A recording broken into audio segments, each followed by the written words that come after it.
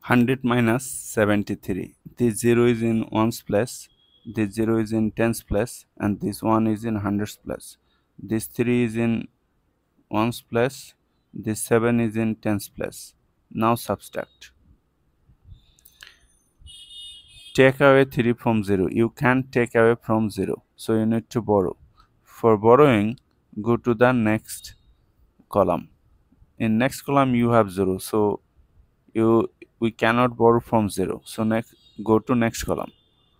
In next column you have 100. So if you borrow 100, then you will have 0, 100. 100 becomes 10 tens in tens column because 100 is 10 tens. This is fact. Now borrow just 110, then you will have 910, and 110 equal to 10 ones. Now subtract.